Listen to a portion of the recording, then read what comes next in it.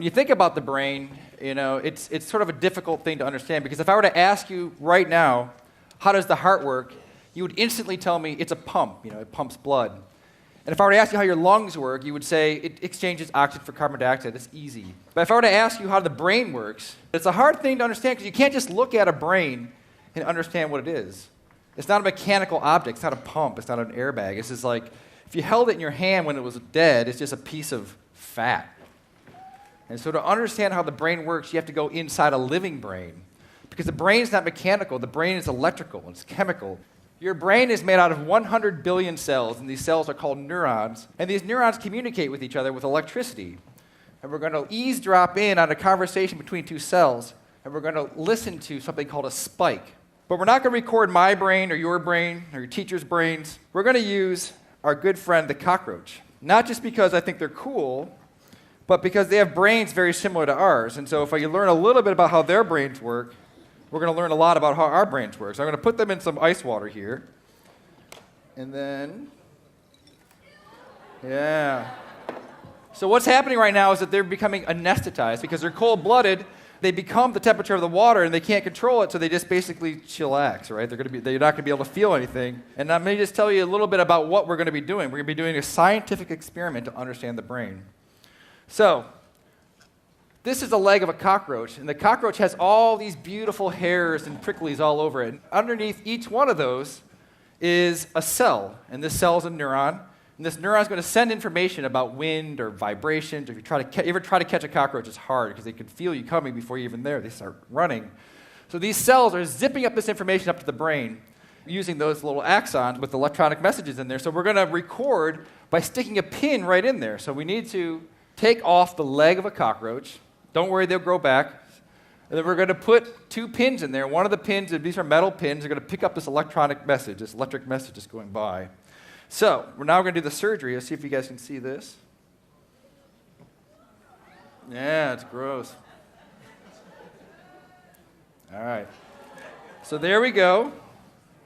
You guys can see his leg right there. So now I'm going to take this leg, I'm going to put it in this invention that we came up with called the spiker box.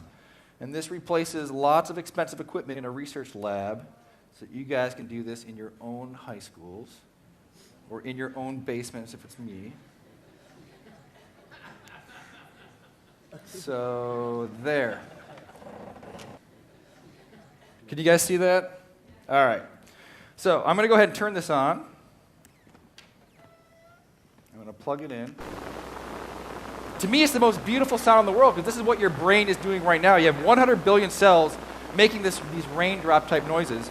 So let's go ahead and take a look what it looks like. Let's pull it up on the iPad on the screen. I plugged my iPad into here as well.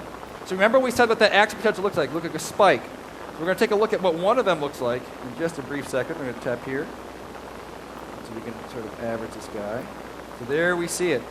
That's an action potential. You've got 100 billion cells in your brain doing this right now, sending all this information back about what you're seeing, what you're hearing. So we also said this is a cell that's going to be sort of taking up information about vibrations in the wind. So what if you do an experiment?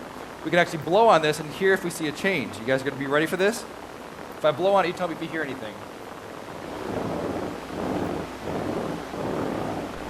So let me just touch it with a little pen here. That was actually the neural firing rate. This took a while in neuroscience to understand this. This is called rate coding, which is the harder you press on something, the more spikes there are, and all that information is coming up to your brain. That's how you perceive things. So that's one way of doing experiments with electricity. The other way is that your brain is not only just reading or taking in electrical impulses, you're also sending out. That's how you move your muscles around. So let's see what happens if I've plugged in something that's electric into the cockroach leg here. So I'm going to take 2 pins. I'm going to plug them onto the cockroach. I'm going to take the other end.